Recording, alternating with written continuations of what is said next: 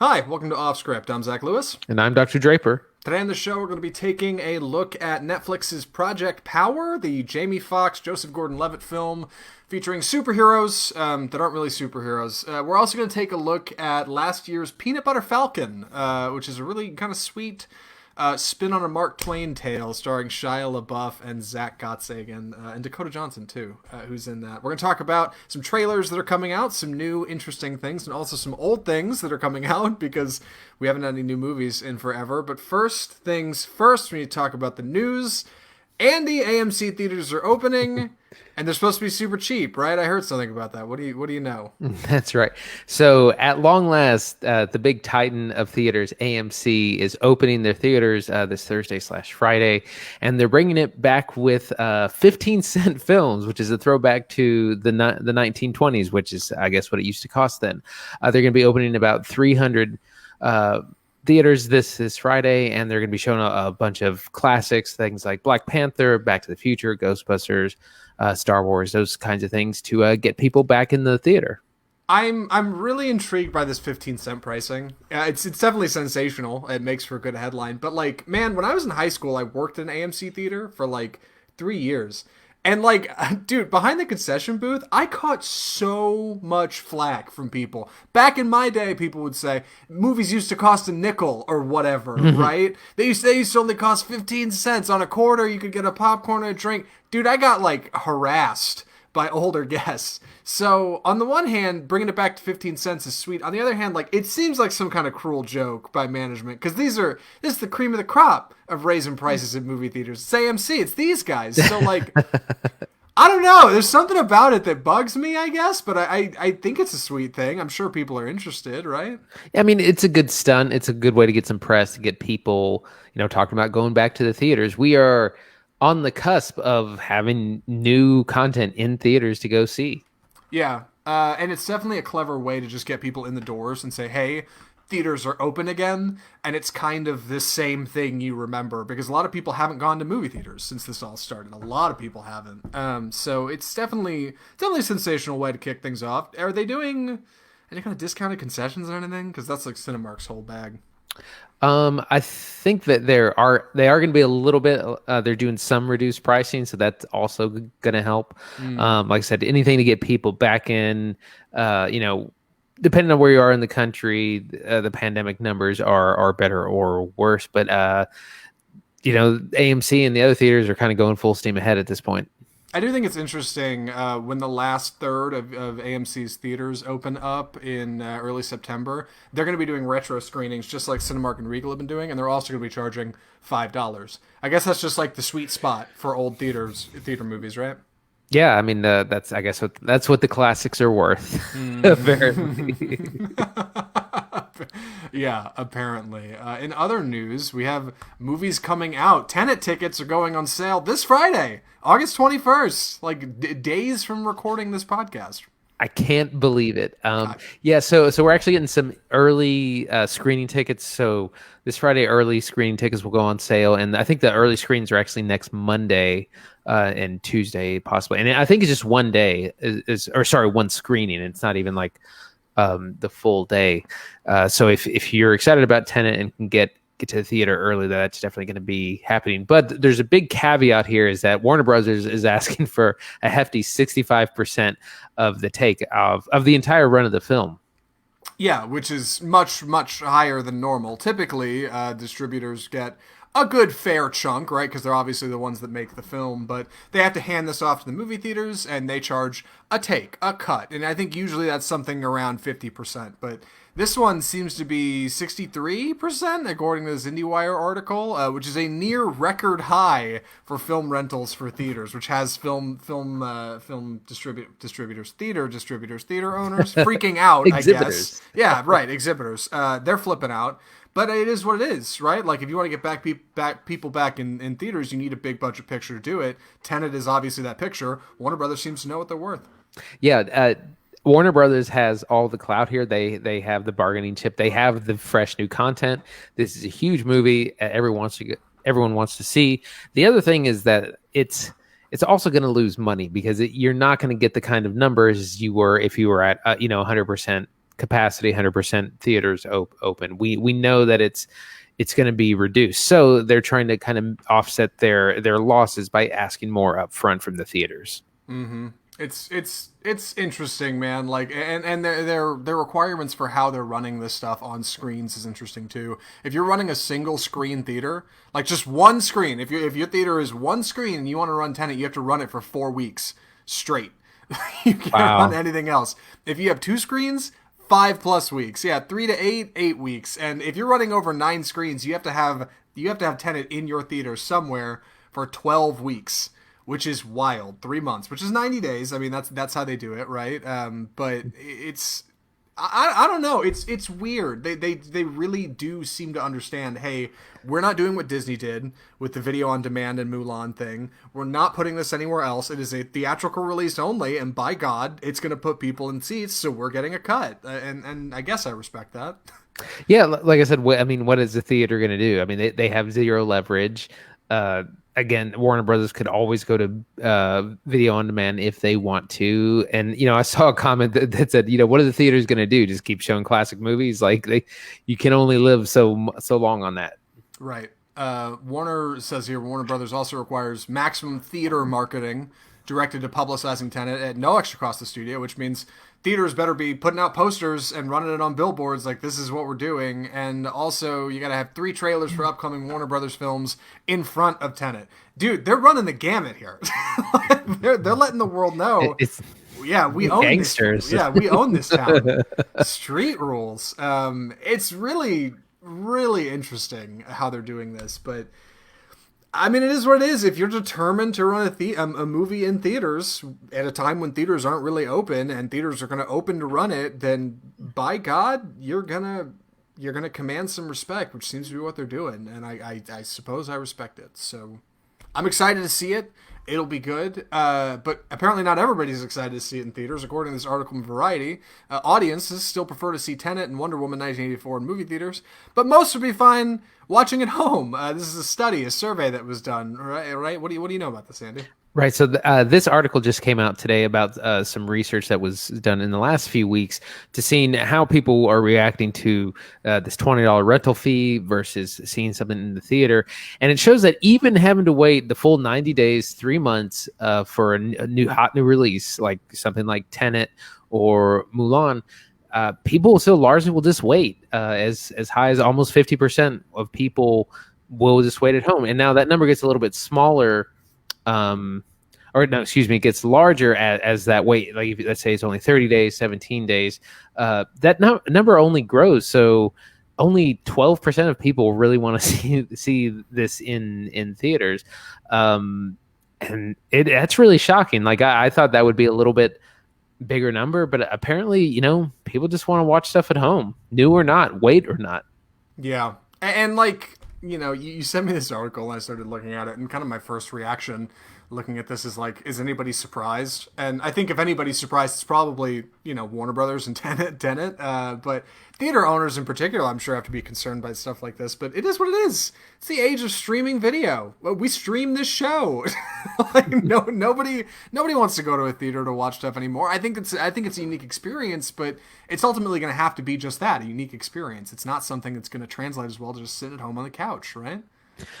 This is showing. I mean, like I said, like you said, people want to watch stuff at home in the comfort. They don't want, and also this assumes normal theater. This assumes this is like non-pandemic. It wasn't. Will you go in midst of the pandemic or while we're recovering from the pandemic? It's assuming we're past this.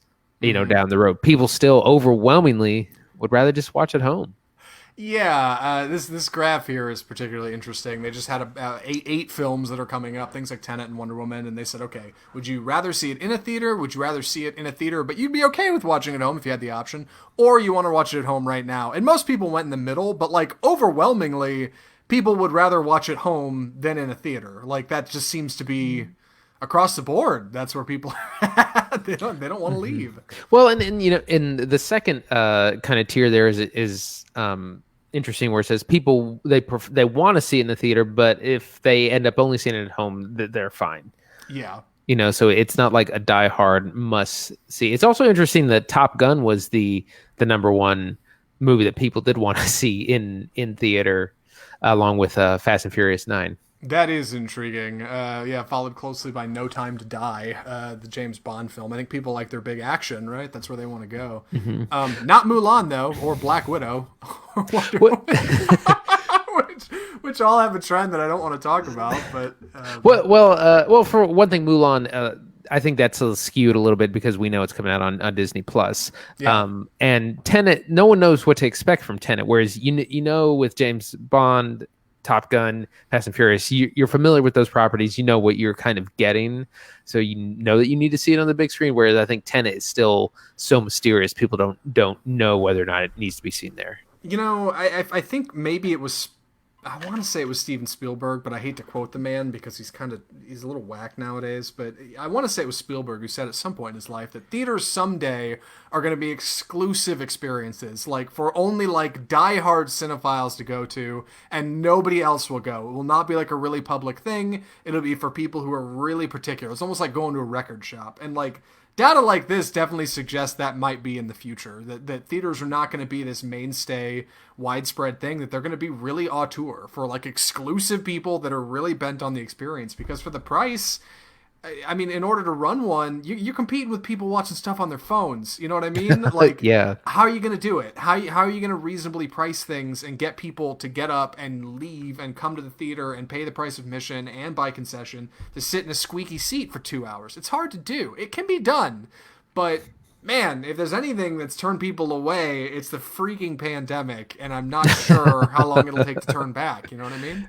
Yeah, absolutely. And we might get to a point where, it's basically we're only going to see blockbusters in theaters. Like we'll only see the big, which might be like one movie a month or every 2 months. The other thing, though, we might see is something like Alamo's done. They have succeeded through lots of variety, so we might actually see lots more smaller films, more independent films, those kinds of things that you maybe wouldn't get as much traction before. So Sure. who knows? Yeah, and things like retro screenings that have succeeded in bringing people out of their homes and into theaters despite the quarantine, including both of us on this show who left and went and saw old movies twice now. Andy 3 times. I think you went and saw The Matrix, right? So I don't know. I wish theaters wouldn't lean away from this stuff so much. I think there's a lot to be gained from what they're learning right now. Things like private screenings when somebody can book a whole theater for $100, or retro screenings. I think that stuff works, and I think they shouldn't be afraid of it. So hopefully, I don't know. Hopefully it sticks around because it's not so bad. Film is a time capsule. And speaking of capsules, we need to talk about our next film. Andy is going to be taking the summary on this one. Andy, please take it away. Project Power. So this is the new Netflix action film starring Jamie Foxx and Joseph Gordon-Levitt. This takes place in Louisiana and is kind of a superhero film of sorts. It's its unique take. There's this new drug that's flooding the street called Power. And what happens is you take this pill and you get some random or some at seemingly random superpower, but you only get it for 5 minutes and you don't know what that power is gonna be. So it's kind of a dealer's choice, Russian roulette of superpowers, and you only get it for a short time. This wasn't real clear from the trailer, but these powers are based on like animal evolution. So they're things like, chameleon skin or temperature regulation or scales, these kinds of, so they're based on like animals, and you get the same power every time. So it's like you may not know what your power is, but once you take the pill, you get the same power every time. So that's kind of the unique take. And this drug is flooding the streets, and criminals are using it to commit crimes. And Jamie Foxx is searching for his daughter because she's kind of the key to all this. And Joseph Gordon-Levitt is a police officer who's trying to get behind who's flooding the streets. Meanwhile, they meet this young drug dealer named Robin, played by Dominique Fishback, who's I think a first newcomer. Um, and so this trio kind of teams up in a buddy cop way to take down the bad guys, find out what's happening with this drug, where it's coming from, where is it going, what's the plan. And along the way, we get a lot of action. We get some good some good comedy, some good just relationships between the three. So that's kind of what our setup is about. Zach, what do you think of this? So this movie checks a lot of the like Netflix original film boxes that we've come to be very familiar with. It's very actiony. It's got some decent acting and definitely some good action. It's got kind of a fun plot, and it's got some elements that I think are shared along a lot of these movies that we'll talk about more. Ultimately, I think it has the potential to really fall into being just another Netflix action film, and in a lot of ways it is. But there's some things this movie does that are actually kind of cool. It's got some good cinematography, decent acting. The concept by itself is simple and easy to understand. I think a lot of people can get behind it. In a lot of ways, it's a superhero movie that works. So I'm anxious to talk about it. I don't love it. I do like it. And that's what I think. Andy, what do you think?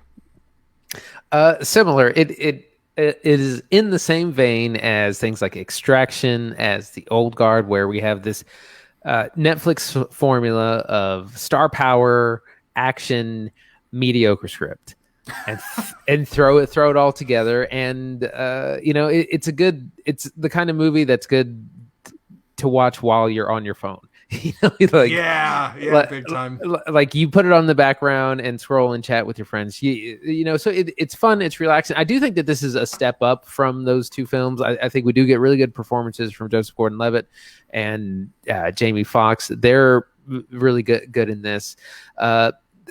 Like most of the other stuff, the plot is a little nonsensical. It moves a little bit too fast. It jumps around a lot. So it's not great storytelling, but it is visually a lot of fun. The action is cool. The kind of these superpowers we see. This, by the way, this whole part with the fire guy that we're seeing in the trailer really doesn't make a lot of sense, because again, these things are supposed to be based on like animal powers, and I don't know an animal that like can just burst into flames. Like I think that's a huge plot hole, but only for that. There's some plot holes in this film if you really want to go digging. That's sure. It's a Netflix original film, whatever. And you're right, it's not supposed to be that, right? It's supposed to be very just kind of, you don't think about it a whole lot. Lots of pretty lights and cool action and some fun lines from Jamie Foxx. What's the best place to kind of dig into this? Let's start with our cast. I think our cast is really strong. Jamie Foxx is he's a man on a mission. He's trying to find his daughter who's wrapped up with the Project Power. She's hinted at to be the key of kind of how they unlocked all these abilities. So he's trying to find this company and hunt down whoever has taken her. And then we have, Joseph Gordon-Levitt, who's the kind of rough and tumble cop, and he kind of is not playing both sides, but like he's taken some of these pills which you're not supposed to do to enhance it, and his ability is like rhino skin basically, or scales or something. Gets like he can't be shot. So our cast is good. We also have a couple of appearances by Machine Gun Kelly, who seems to be in everything, but only for like 5 minutes. So I did a little research on Machine Gun Kelly. Apparently, he's good friends with like the directors of this film, who he's been in like their past 3 features. That's how he's in this. Like, okay, yeah, it's like IMDb trivia. One of like the 11 on there is like Machine Gun Kelly is in everything these guys do, so that's why he's in this. He's not anything outstanding. Jamie Foxx is a lot of fun. He plays this like former soldier, whose daughter is tied up in things, and like, I don't know if I just wasn't paying attention, but like, I kind of never really caught how she just is. I never really got like how she's involved, or I think I understand why she's important, but I never understood like the process of how they derived power from her, if they did, or if she's just like she's just tangled up in it. I don't really know. But he's looking for her, so that's kind of protagonist A. Protagonist B, like you said, is Joseph Gordon-Levitt, who is this cop who is not playing by the rules. He says very early in the film, the way I see it, if criminals are going to use power to take out cops, cops should use power to take out criminals, which is great. Except no other cop in the city believes that. So you're basically Batman. Like, he's essentially a vigilante at this point. Somehow he avoids getting busted for using power, even though a good portion of his like division or whatever like sees him pretty much actively using it. But it's fine. And then we have Dominic Fishback, who is Robin, a young aspiring rapper and also power dealer who's working with Joseph Gordon-Levitt to weed out. She's basically a snitch, where the power is coming from, right? I mean, that's she's an informant. Yes. At one point in the film, she is wearing a jacket that is exactly, in fact, most of the film, exactly Robin's colors, like Robin the Boy Wonder, which is supposed to be very, look, she's like a sidekick, right? The three of them are really good. Dominic's very, like, you can tell she's very passionate about it. This is her first big role. Joseph Gordon-Levitt is pretty good. He's doing this accent thing, and Jamie Foxx is a lot of fun because he's always a lot of fun. He's fine. Ultimately, I think what I didn't like about the three of them is the film has three protagonists. It should have like two. Like three is a lot to juggle, and all of them have their own motivations and reasons for doing things. Robin's mom is sick, and she's trying to get money to help her, so that's why she's dealing.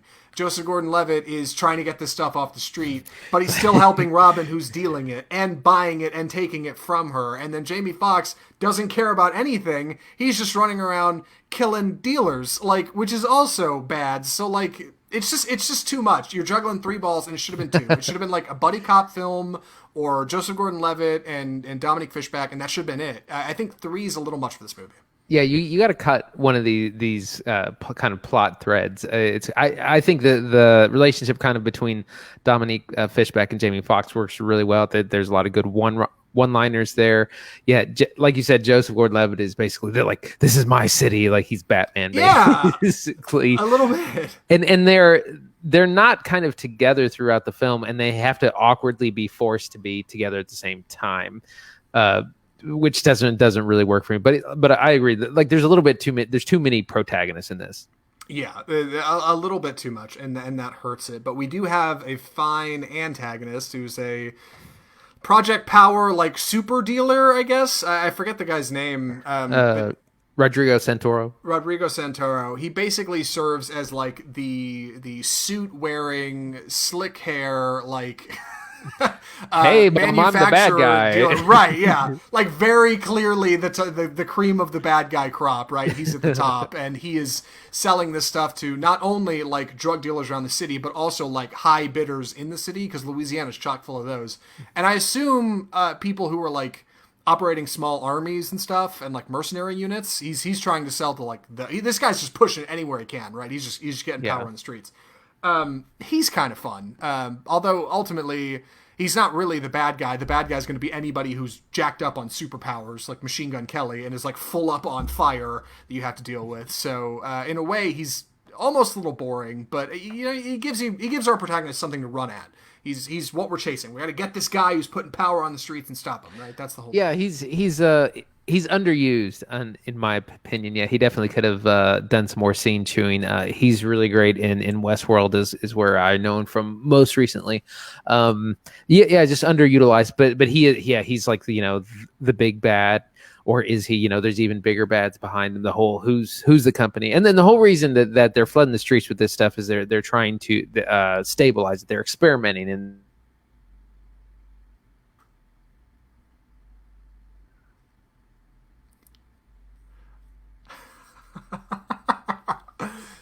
Andy was just going. He was just talking and doing his thing, and then somewhere his audio cut out, and I realized I couldn't hear him anymore. And I thought for a second, maybe the stream can still hear him, and there's no way that's possible. If I couldn't hear him, you couldn't, so I probably should have just jumped in. Anyway, let's talk about, before Andy gets back, I think, just kind of our plot, which I guess is where we're already at.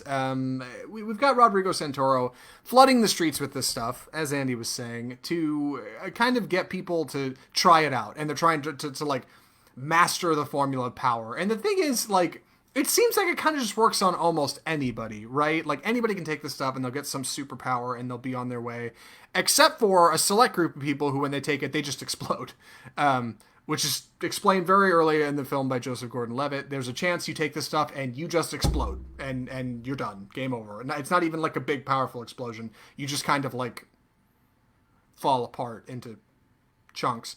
But what's interesting about it is you've got people who are taking it anyway and trying it, and then you got protagonists like Joseph Gordon-Levitt who are trying it. Everybody's enticed by this power thing, and I get it. If everybody's got superpowers, nobody does, right? So people have to keep taking it and keep trying it and figure out what works. And until they can figure that out, there's Andy. I found him. They're going to have to... Sorry, Andy, let me finish my point. Until people can figure out who's got power and who doesn't, you kind of just have chaos on the streets, which is why you have the cops looking to find people who've got it, and you've got dealers who are just selling it to anybody who can get it. It is the exciting new drug, and people like it.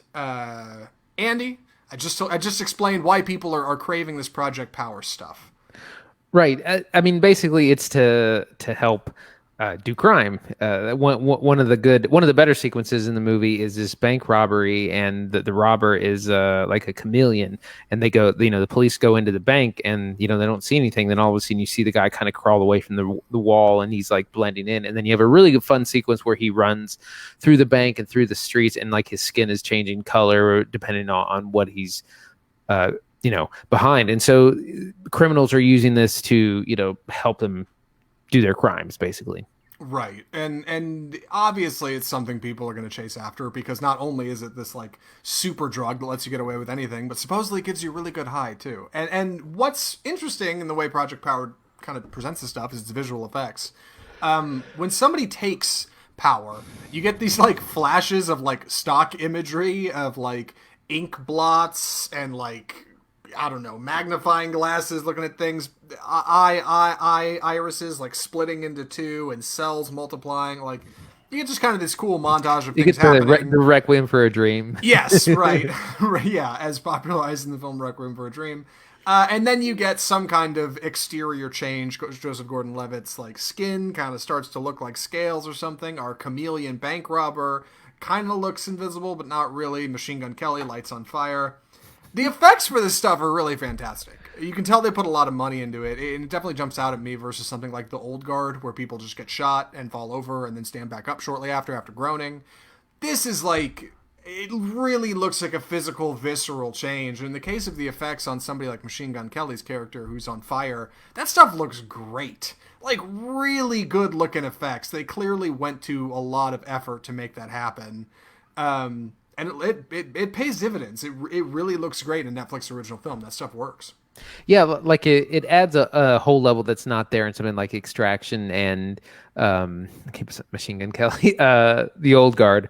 Yeah. Rather, that like you said, is a bunch of fist fights and shooting, and we do have that in this film as well. But we have these over the top superhero effects, which do work pretty well. Like it is pretty cool. We do see some cool powers, and you never know. So every time you see a new person that you haven't met take the pill, you don't know what their ability is going to be, and so that's kind of a nice surprise. Yeah, and in marketing the film, I've seen they've had like Netflix filters on Instagram and stuff that'll cycle through what your power would be, and like that's part of the fun, right? As people can watch this film and speculate, ooh, what would it be like? It's almost like X-Men, right? If you could have a superpower, what would it be? And that totally plays to like whatever Netflix algorithm says, hey, this film is going to land among our audiences, fund it and run it. Obviously this is one of those things. And another thing I wanted to point out along with the visual effects is just like kind of the cinematography in this film. It looks real good. I mean, if you're watching the trailers, we're running it on Facebook, a lot of the lighting in this film is really dynamic. Lots of colors, lots of hard lights, and it's effective, and a lot of good camera work is in this stuff too, especially in the action scenes. You get a lot of like cuts to top down, slow motion, lots of pans and whips, and it just feels like a lot of effort was put into it, It jumps out at me versus something like The Old Guard that just was all handheld and was all just a cameraman holding the camera for a couple takes. Like, this really feels more paced and practiced. And that stuff matters, at least to me. Maybe not to everybody. No, it definitely makes it more interesting. Like I said, The Old Guard felt like a TV series or the start of a TV series, whereas this feels like a film. It feels like an open and shut thing. It's much more artistic. It's just more interesting to watch, and like you said, all the cinematography choices and camera choices really add to that. Yeah, there's a great sequence you should keep an eye out for towards, I'd say, the end act of the film. A woman takes power, and she turns into like ice. It's like some cryothermal thing, right? And she's in this like cylinder that keeps her warm so she won't freeze over. Well, the cops show up and start shooting everything up, and it turns into this big shootout. The thing gets punctured and she starts to freeze over, and the camera is kind of on her, almost like there's a cameraman in the cylinder with her. And as she freezes over, the camera just kind of pans back over and continues watching the action scene, but through the glass that she would see. And it's like that for like a minute. Like it's like one effective long take thing. It's just smart camera work, smart direction, smart production. Like a lot of good storyboarding and a lot of good pre-production that goes into this stuff. That a lot of these Netflix films just kind of seem to brush off. The sets look really good. Yeah. Like that they're shooting on, and that allows the camera work to work as well. And like I said, it's in New Orleans, in the city. Like you get a lot of shots of like the river and the bridges, so you feel like it's the setting that it says it is. Yeah, definitely. Now we should talk about the script, because I agree with you. I think that's probably where like the main fault of this film is. Where do you want to start to break that down? So like we said in the beginning, there's too many protagonists. There's three good guys, and they don't all work together in the beginning. They have to awkwardly kind of be shoehorned into a plot line that puts them all together at once. And like you said, it would be cleaner if it was just two instead of three. The other thing, it just goes. There's a lot happening. It's like, there's power. We have to find out who's behind it. Oh, there's all these criminals. Oh, there's evil organization. Oh, there's the daughter. Like it's hitting so many beats and so much exposition in such a short time. It doesn't really take its time. Yeah, like I don't mean to say Netflix films need to be more complex, because not all of them do. I think a lot of them are strong in their simplicity. I think many films can be. Minimalism is a point of design, but this one just tries to go a little too far. I think the camera work is great, the directing is great, the lighting is great, the acting is great. The problem is, I think, three protagonists. Yeah, it's just too much. Everybody's got their own motivations. Everybody's trying to do their own thing. A fine example, at the beginning of the film, Joseph Gordon-Levitt's character is using Robin as a snitch, essentially, and also buying power from her so he can fight bad guys. That's his whole thing.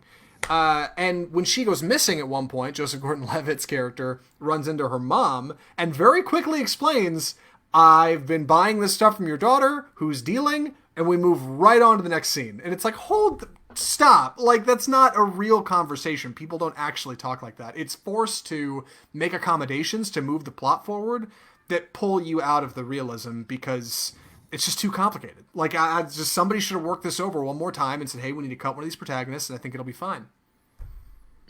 Yeah, absolutely. It's just, like you said, it's too busy. There's too many people. There's a lot of good ideas, but I always feel like everything on Netflix, the writers are just not given enough time. It's like the script is just, it's under deadline. It's rushed. They crank it out. And because I think there's a lot of individual elements here that would work in you could make a theatrical feature out of this, but it would take some real refinement. Yeah, I agree. I think there's a lot with what's happening here, and I think it's definitely better than what's come before it, but ultimately, like, it still falls in some of the same pitfalls that would keep it from succeeding, I think, in a theatrical release, which is why it's great for Netflix, I guess. So, any other hot takes on this? We're ready to move on? I'm ready. Andy, would you recommend Project Power? I think I would. It does fall into a number of, like you said, Netflix pitfalls, but it's a lot of fun. There's good action. There's a lot. Jaimie Foxx is great. He's always a great screen presence. Joseph Gordon-Levitt is fine. It's entertaining. It's fun. It's casual. You don't have to seriously pay attention. It's better than the other kind of Netflix action films we've seen, like Extraction, The Old Guard, Bright. It's above those. It still has a long way to go, but overall, I enjoyed it. Yeah, I think I'd recommend it too. I want to say normally no, I wouldn't. And I think if theaters were open, I'd probably be more quick to say, hey, there's other stuff you can see that's better. But if you're stuck at home and have nothing better to watch, you could do much worse as far as Netflix originals go. I would put it above something like Bright. Definitely, I'd put it above something like The Old Guard. It's action, it's adventure, it's a little complicated, but not too much it's going to knock you off. It's just at some point you're probably going to notice you're not really paying attention to the plot and you're paying more attention to the action like I did. And maybe that's okay. I mean, maybe that's what this is supposed to be, but not bad, I guess. I'd be interested to see what this team does next. So yeah, that's Project Power.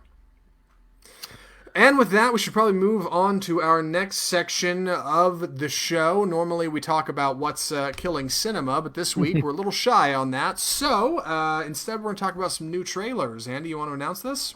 It's time for the trailer park.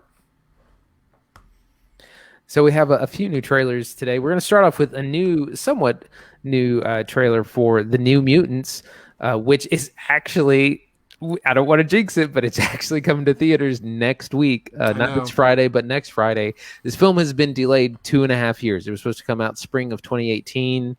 It had numerous delays and reshoots, and then was actually supposed to come out in March, but then coronavirus happened, and so we're here. But it is actually going to kick off things along with Bill and Ted Face the Music. This new trailer shows off a lot more of the effects of the film, and it kind of has a much different tone, more horror, but also kind of shows off these powers that these mutant kids are supposed to have. Yeah, it's interesting. I think we've talked about this trailer before, because this movie was advertised in like 2018, because it was shot in 2017, so it's weird saying it's coming out in 2020, but it is technically, because it's being released in 2020, a 2020 film. Regardless, it is a 3-year-old movie before you've even gotten to see it. This trailer stood out to me because it is so different from every other trailer we've seen. Every trailer we've seen has been very subdued, very dark, very horror film, kids kind of in an insane asylum, we don't really know where it's going kind of thing. This one, however, is all neon lights, bright colors, big powers, flames. You get a look at some kind of protagonists or antagonists wearing these masks. You get some crazy effects. There's all kinds of stuff going on in this trailer. And when I see such a drastically different trailer for a film that has had these delays, it seems to indicate what we've all been thinking already, that something probably doesn't work well in this movie. And at this point, they're just like, put it out in theaters, put the flashiest effects on screen. We don't care who sees it or what it's about. Just get it out, get it done. And I don't get it. I don't get why they can't just push it to a streaming service or just like quietly let it be its own thing. Like I don't understand why they're trying to shove a square peg in a round hole here. You know what I think might be is that it's a brand thing, trying to save the brand, and maybe it doesn't live up to the brand standards. The other thing is like, this is too dark for, I guess it's rated R. Is it rated R? It's definitely I think it was at one point. I think it's too dark for Disney Plus. So it would have to come out on Hulu, and that might, maybe I don't know. It's hard to see. It seems like a losing proposition no matter what you do, and maybe there just wasn't a real great place for it. Yes, it is rated PG-13. And it's an hour and 38 minutes, which is a tight edit, so they are not messing around. Yeah, it used to be, I feel like it used to be R. At some point, I feel like this was a rated R film. There's been multiple posters. There's been multiple trailers. Like, this movie's had the weirdest release. I mean, it's like as old as our podcast at this point. Like, it is the weirdest release for a film in recent memory, especially considering the star power. Because, like, when this was hot, when they made this, we had Charlie Heaton from Stranger Things, and I forget her name, from Game of Thrones, and Anya Taylor-Joy, who's just on the up from The Witch. Like, we have a really strong young cast here. But now we've kind of let all that slide, and now we're past it, and it's like, I don't know. I don't know what's happening in this movie. We're going to have to see it and find out, because something fundamentally is wrong. I'm convinced. I will not go into this movie with fresh eyes. I will dislike it no matter what. Well, and like you said, it's surprising as many things that have been pushed to streaming services. Like we had those comedies, Coffee and Cream, and The Lovebirds were pushed to Netflix. We've had, even pushed it to premium video on demand. For some reason, that wasn't an option. So we've seen Mulan has been pushed to Disney Plus, but for some reason, New Mutants has to come out in theaters. Maybe there's something in the deal. Maybe it's something somewhere, but it's coming to theaters. Yeah, it's weird, man. I feel like I've heard, I want to say I've heard a couple members of the cast talk about it in interviews. Somebody said, "Hey, what's going on with New Mutants?" And they're always like, "I don't know. Like, I have no idea when that movie's coming out. We shot it 3 years ago. I don't know anything about it. It is what it is." I feel like it's who knows? We're just gonna have to see. The one guy from Stranger Things, like his like 15 minutes have come and gone when like this would have been great. Like exactly, that's what I mean. Like Game of Thrones was still on when they shot this movie. Like, oh my god, like you totally could have cashed in on that. It just didn't happen. Like between the 20th Century Fox Disney buyout, like I don't know. I don't know. I don't know. So we will see it for the show. I think. Not this week, but the next week after it will be coming out. So we'll see it. We'll review it. Stick around on Off Script for more, and we'll tell you all about it. The next film we need to talk about is a trailer for a movie called The Devil All the Time. And I'd love to talk about this one, but I'm going to be honest, I don't really know what's happening in it. I'm hoping Andy can fill in the blanks. As far as I know, it is based on a book. Tom Holland, our young, formerly known as Spider-Man, is going to be playing a character who is in a small backwoods town, I should say, opposite Robert Pattinson, who plays a preacher. And apparently there's some like backstabbing and bad stuff happening. Yeah, there's a lot going on. This is an incredible cast. So we have, you said, Tom Holland, Robert Pattinson, Jason Bill Skarsgård is in this. Bill Skarsgård, Jason Clarke, Eliza Scanlon, Riley Keough, incredible cast, and it's almost one of these Southern Gothic thing where there's Robert Pattinson is kind of this like slimy preacher, Mia Wasikowska as well. Yep. You have Sebastian Stan as well. Like so you have like there's police, there's the preacher, there's Tom Holland who doesn't trust anyone, and it's just like. Kind of reminds me a little bit of something like True Detective, the first season of it. There's this backwoods place. We don't know what's going on, but it seems like there's murder, there's intrigue, there's betrayal, like all these kind of dramatic elements. It looks incredible, but it's hard to say what it's actually about. We know that Tom Holland's father was in the war, but he wasn't necessarily a good guy, World War II specifically. Yeah. It's hard to see what this is really about or what to expect, but man, it looks good. Yeah, I'm really interested in what's happening in this movie, because when you have a big cast like that, it makes you wonder, okay, who's getting the most screen time, who are protagonists and antagonists, and how do you balance that with such a star-studded cast, right? That's going to be a challenge for any movie that's got a lot of good people in it, and this movie does. I'm excited to see Tom Holland playing something that's not Spider-Man. Because, like, that guy is getting a reputation for just being, like, kind of one note, and he's not. He's done a lot of other stuff. I think he's done a lot of theatrical stuff over in the UK. But that's how we know him here in America. So I'm excited this is going to be a Netflix original film where he's playing something against type, which will be good. Robert Pattinson, I'm excited to see because I'm all about Robert Pattinson nowadays. Unfortunately, in this trailer, he's featured in, like, 2 sets. He's in a church almost every scene except for once when he's in a car. Otherwise, I think that's it. So I don't know how much he's actually in the movie. He may be in it for like 15 minutes and that's it. I have no idea. I don't know a lot about this movie, but I do know that the cast looks interesting. It's coming to Netflix. I don't know. I think there's some good potential for this to be good stuff, but we'll see. It has all the parts, but it does have the Netflix name in front. Right. Of it. Yeah. Right. It'll either be something passing like the Old Guard, or it'll be something awesome like Mudbound that we see and we love, but everybody else misses and nobody sees. I don't know. But it's certainly got the star power. So keep an eye on The Devil All the Time. It will be coming out sometime this year. I'm not actually sure when. Maybe it says at the end of the trailer. So yeah. And then one more trailer to talk about. Andy, you found this movie earlier today. No, that's right. Binge or The Binge. So this is a new Hulu comedy that's coming out, and it's kind of a parody of The Purge, of course, the horror movie where for one day out of the year for 12 hours, murder and all crime is legal. So this is sort of in that same thing, but the crime, it's just drugs and alcohol are legal. All drugs, all alcohol. And so this is like a high school comedy, and where they have this like purge day where everyone is just gonna do drugs and party. And so it's kind of like Superbad meets The Purge. Stone, it looks kind of like a little bit like a stoner comedy, coming of age story. We see some people that were actually in Booksmart, which I actually just rewatched the other day. A couple of the actors from that, and are kind of teen actors that their parents don't want them to go out, but they end up You see in the trailer here, they drug their parents so they can go out and party and talk to girls and have fun. And like I said, it's a parody of the Purge about partying in high school. It looks fun. Like I said, I really like Palm Springs, the last Hulu comedy that we saw, and that's kind of what this is about. What do you think of this?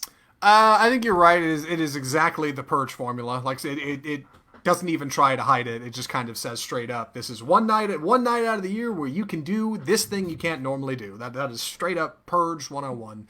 It's also got like that American Pie element, like the classic early 2000s like teenage stoner boner comedy road trip flick. Like same kind of thing. We got to get to the party with the booze so I can get with the girl, right? It's so stupid and it's a bunch of gags, but you know, for a Hulu film, for a movie you watch at home, I think this stuff lands great. I think this lands better than something like Project Power, right? It's goofy. It's probably got some laughs. Mm-hmm. Vince Vaughn has a stupid mustache in it. What's the worst that could happen? So I'm into it tentatively. We'll probably end up watching it for the show. It looks cheesy, but like it seems to wear that on its sleeve. It doesn't seem to like shy away from the fact that this is a goofy teen comedy. It's exactly what it's supposed to be. So I guess I can get behind that. And while I'm at it, before we get too far away from goofy comedy, Andy, how's Booksmart hold up? Because that movie's cool. That movie gets funnier and better on every rewatch. It's really funny. And I watched it with someone who hadn't seen it, and they were cracking up the whole time. Like it really holds up. It's got a great soundtrack too. Yeah, Booksmart's good. We reviewed Booksmart back when it came out, but if you're listening to the show and you never saw Booksmart, go check out Booksmart. Like Hulu, maybe, I think has it. It's on Hulu. There's so many great scenes where like they're peeling out in the car. There's a lot of scenes with great driving and soundtrack behind it. Oh, dude, Billy Lord is like great in it, which you wouldn't expect. She's super funny. Yeah, Booksmart's really good. Anyway, now that we've moved past teenage coming of age films, let's talk about another teenage coming of age film. I don't actually know if our protagonist is a teenager in this film, but I'm going to be taking the summary on this one. The movie is The Peanut Butter Falcon. So The Peanut Butter Falcon is a coming of age film, starring Zach Gottsagen, who is a young actor with Down syndrome. He is the star of our film. He plays Zach, who is a young man who is living in a retirement home because he has no family or friends in the state of Louisiana, I think where they are. North Carolina? I think they're North Carolina, yeah. North Carolina, to take care of him. Eleanor, a young aide played by Dakota Johnson, is at the facility he's at, but ultimately can't really watch him. She just kind of takes care of him when she can, but it is what it is. But he wants to get out, and he has this VHS tape of a wrestler called the Saltwater Redneck, who says, I got this wrestling school in North Carolina. Come visit me and I'll teach you how to be a wrestler and be a man. And Zach wants that. So with the help of his nursing home roommate, played by Bruce Dern in a surprising cameo appearance, he escapes one night and stumbles into Tyler, who is played by Shia LaBeouf, a young man on the run with no real prospects, who used to be a former crabber and fisher, who's now going down to Florida to try to figure his life out. The two of them take off on the road, end up building a raft and floating down a river right out of Mark Twain's Huck Finn, to find their fortune, and ultimately become something more than they currently are. The Peanut Butter Falcon came out last year and got a lot of accolade, especially for Zach's portrayal in the film, because he's fantastic in it. And Shia LaBeouf at a time when he wasn't really making movies. Also worth noting, they filmed this in Georgia, and one night during filming on location, he got busted by the cops for being too hammered and got hauled off to jail. So that's where Shia LaBeouf was when they were making this movie. But regardless, it's definitely a coming-of-age, kind of heartwarming adventure film. Andy, what did you think of, I should say it's on Hulu, what did you think of The Peanut Butter Falcon? So I enjoyed this for the most part. I think a lot of it works. It's a really sweet story. This, like you said, kind of Mark Twain, Huck Finn, going up the river. A little bit of a fairy tale. I did have to kind of suspend belief a little bit in some places, because it kind of how everyone meets up is a little unlikely. There's a lot of coincidences that are a little too convenient. But it's a sweet story. Zach Gottsagen is really good, and I was listening to an interview where they were saying that the director saw him at there was a camp for actors with Down syndrome, and they saw him and they said he was really good. It had a lot of real like bravado and screen presence, and then they wrote this film with him specifically in mind.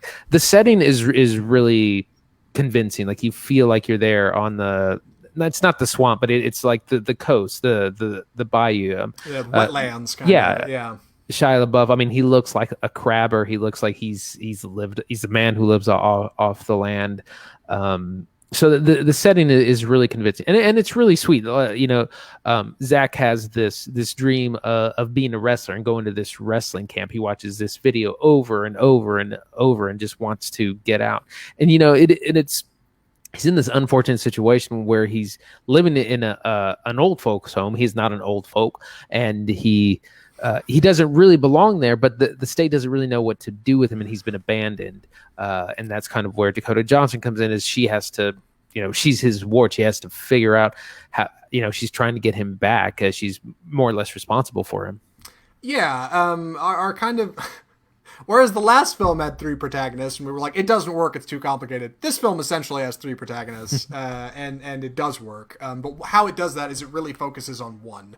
Like, really, the journey is Zach's journey, and our 2 side characters are kind of the angel and devil on his shoulder, I should say, right? We've got Tyler, who is not a particularly happy person and has kind of done some bad things to people to get where he's at and has lost everything, who's saying, hey, you know what? You can be whatever you want to be. Come with me. We'll figure it out. And you've got Eleanor, played by Dakota Johnson, who's like, no, you need to play by the rules and we'll figure this out together, but you don't have to run away from home and be homeless to get somewhere. And ultimately finding him kind of finding where he wants to be on the way is what makes this movie so heartwarming.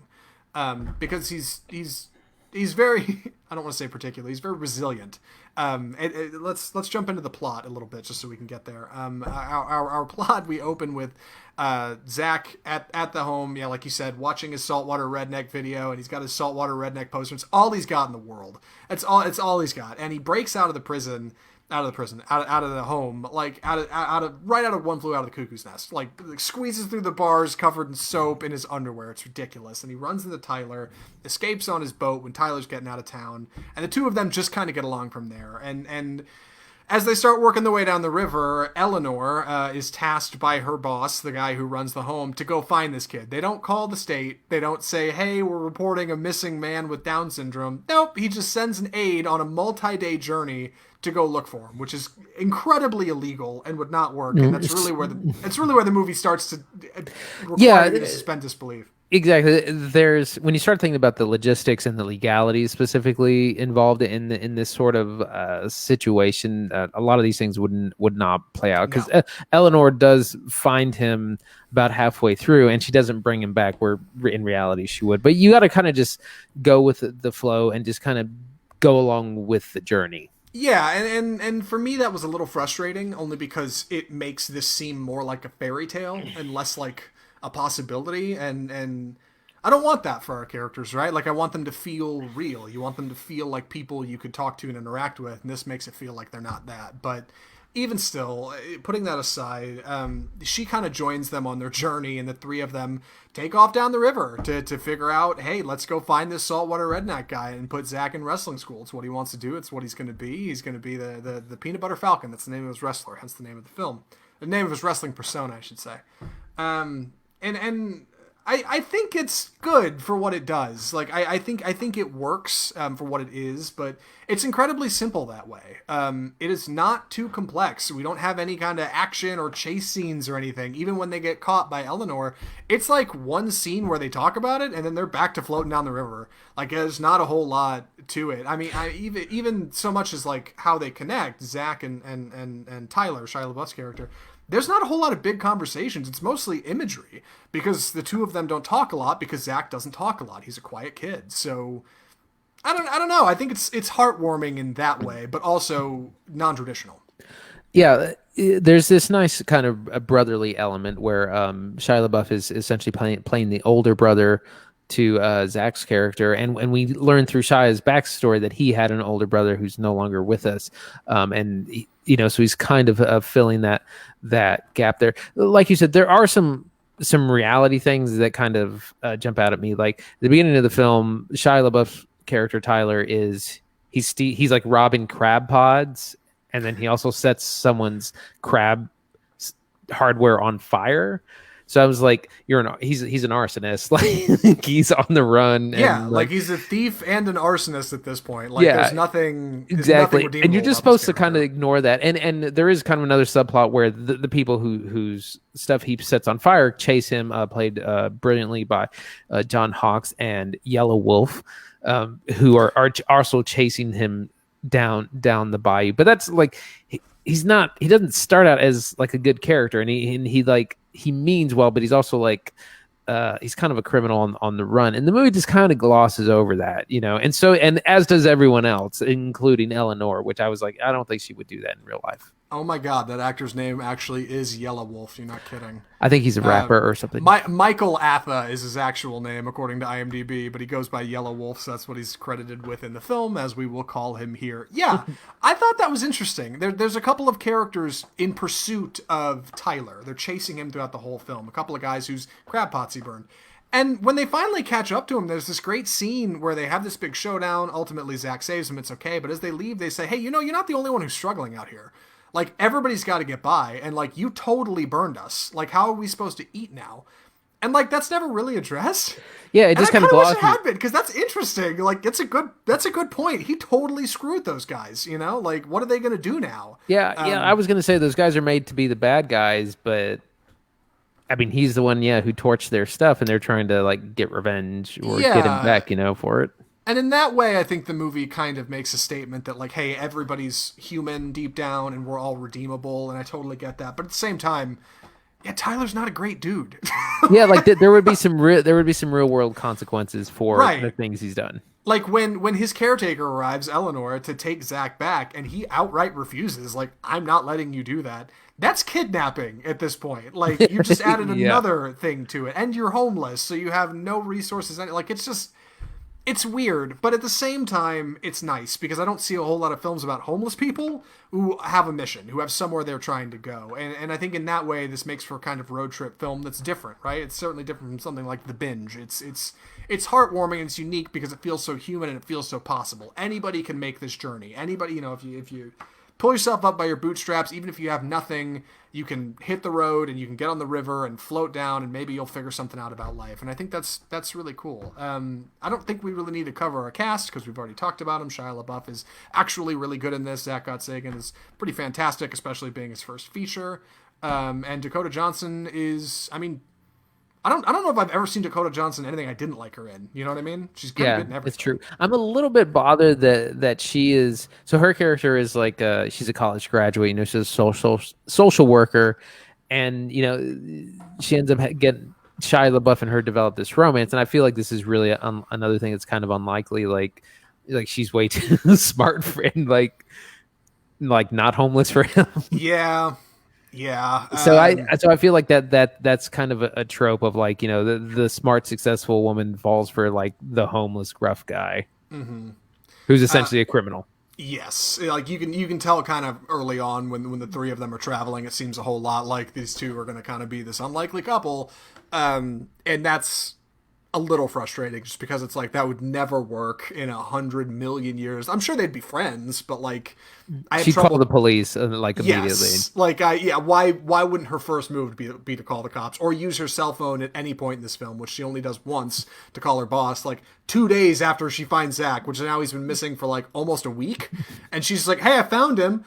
We're not even in the state anymore. Like we're floating down the river. Yeah. How did she? So.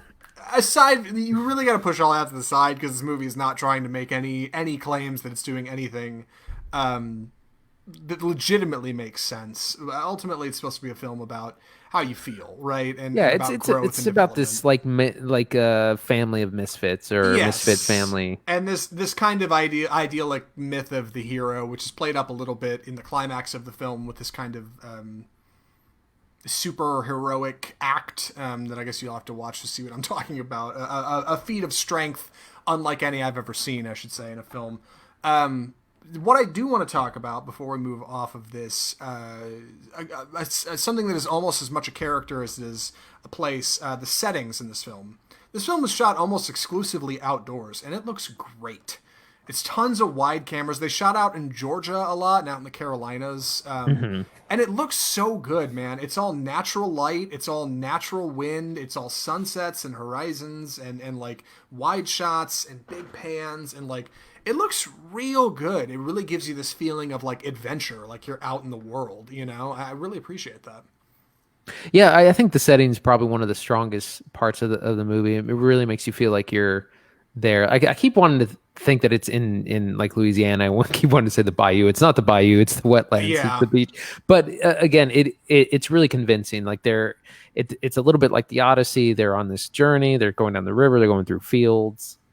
Yeah, and it looks great. Like it really, I don't know. It checks all those boxes for like a hero's journey, which is essentially what we're taking. And it feels good, you know, for a small film with a small plot, a small runtime. I think it's 98 minutes or something, and the small cast. It works. Like, it doesn't have to be anything bigger, right? It doesn't have to be this big grand show. It doesn't have to have these complicated set pieces and really complex lines of dialogue. Like, it's super simple, and it's fun, and it's good for a laugh. It's got a lot of heart ultimately, and I think that's what works the most in the film, outside of I don't know. I don't really know what doesn't work other than plot conveniences. Yeah, other than ignore reality for a little bit. Yes, ignore the fact that these guys would be incredibly sunburned from being out in the sun 24/7 and have no money, and at some point somebody would call the cops on them, and yeah, you'd be totally fine. Anything else you want to talk about in this film? I think I'm ready. I think I am too. Andy, would you recommend The Peanut Butter Falcon? Yeah, I think I would. It's a really sweet film. It has good performances. Shia LaBeouf is really good. I actually noticed. So he has this scar on his face that he put there from the movie Glory, where he was like a tank operator, and he like cut into his face, so he would have this like real life scar. And now he has like it's just there. It's like on his face forever. Where's the scar? Hold on. It's like. It's on one of his cheekbones. Okay. But yeah, it's there from like 4 movies ago. Anyways, but good performances. Great performance by newcomer Zach Gottsagen, and a really positive portrayal of someone with Downs in the film that isn't like a joke. Is a real character, has real like motivations and hopes and dreams and all those things. It's a nice movie. It's really positive. You do got to suspend belief a little bit, but overall. Yeah, highly recommend. Yeah, it's one of those movies you don't look at too hard with your head, and you more pay attention to with your heart. And in that way, I think it succeeds. I'd recommend it as well. It's sweet. It's a sweet movie. It's a feel-good flick. It's a good reminder. It's one of those movies that reminds you that, like, no matter where you're at in life, you'll always get by. You know, like the resilience of the human spirit kind of thing. Don't be afraid to reach for the stars, accomplish your goals.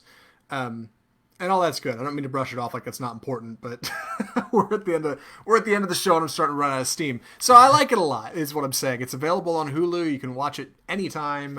It's worth it. It's worth 98 minutes. Not so bad. Easily a movie you could watch with your friends, watch with some family, watch with your parents. I don't know. It's not bad. Not a bad movie. Peanut Butter Falcon.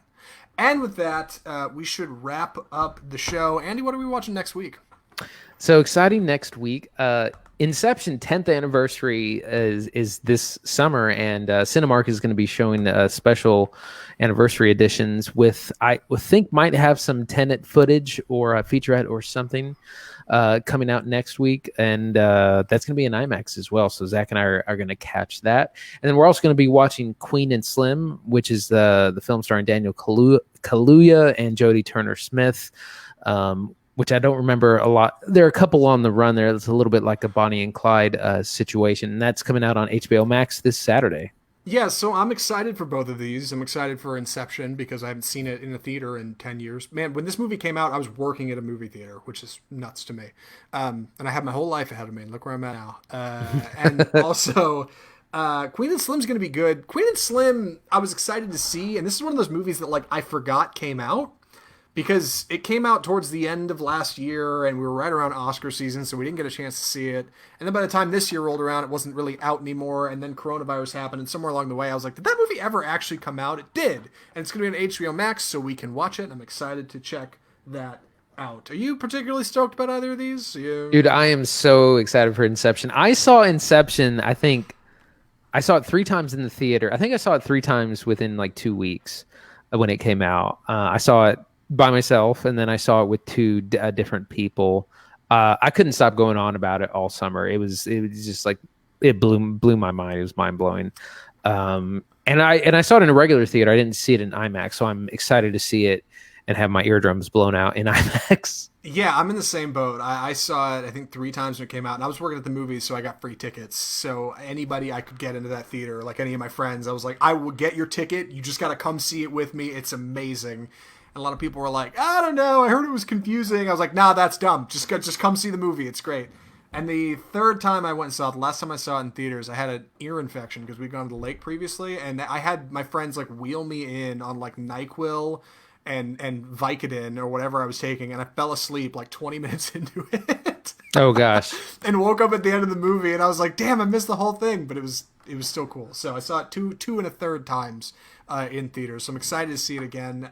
If you enjoyed the show today, you can check out our website, offscriptfilmreview.com. We're on Facebook, where we live stream the show every Tuesday afternoon/evening when we do it. We're on Instagram. We're even on Twitter. And our full shows are posted on YouTube as well, along with all your favorite podcast distributors. If you like listening today, the best way you can support us is just subscribe. Subscribe to the show so you can get new episodes every single week. And if you want to go the extra mile, throw us one of those rating and reviews on your favorite platform. Would you please? 5 stars. It's weird. The 4, the 3, the 2, and the 1 don't work. You have to press the 5. Can only do 5 stars. Yeah, it's the damnedest thing. Let me tell you. And just tell us what you thought of the show. Just like one sentence, a couple words. Just say, hey, nice job. It was lame. I don't care. Just give us a little something. It helps us in the great algorithm in the sky, I guess. Email us at mail@offscriptfilmreview.com to drop us some correspondence. Let us know what you thought of the episode. Let us know what you think of these movies or what we're going to be watching, or maybe recommendations for what we should watch in the future. You can hit us up on Facebook as well. Comments, messages. We'll take all that stuff. We'll read it live on the air when we've got it. So write us in, and we're excited to do it. From all of us at Offscript, the home of bold cinema, I'm Zach Lewis. And I'm Dr. Draper. Thanks for watching.